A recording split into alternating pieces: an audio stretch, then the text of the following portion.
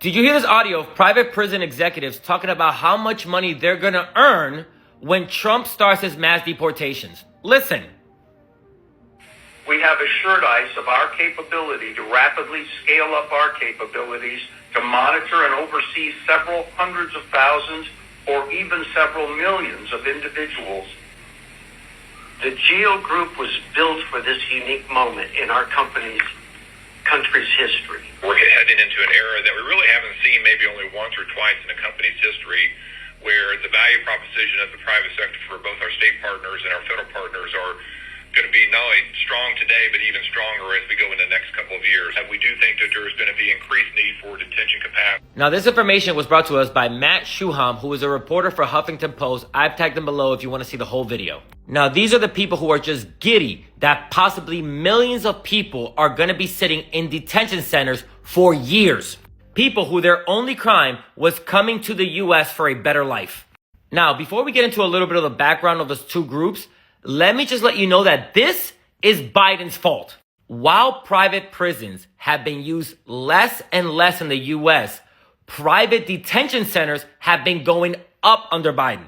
While private prisons for detainees, migrants, was only 80%, still very high under Trump, it became 90% under Biden. So this is why we need to start caring, no matter if it's a Democrat or Republican in office.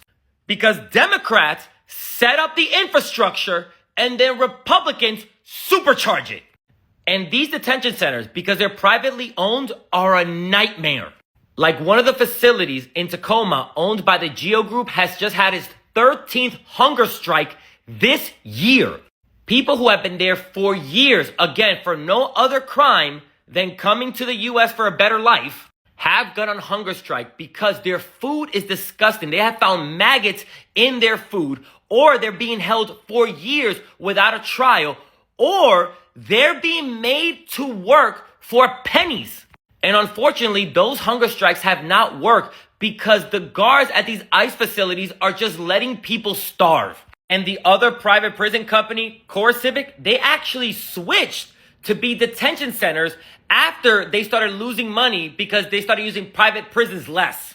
And the Department of Homeland Security actually did its own investigation showing how horrible conditions are in these CoreCivic's private detention centers. But of course, they did nothing about it because why would they? Nobody cares when it's a Democrat in office. And just like the GEO Group, the CoreCivic Group has allegations of mistreatment of detainees, delayed medical care, lack of cleanliness, and access to hygienic supplies, along with inhumane migrants. And they're excited for the amount of money they're going to make, the amount of people they're going to hold in detention centers for years without a trial.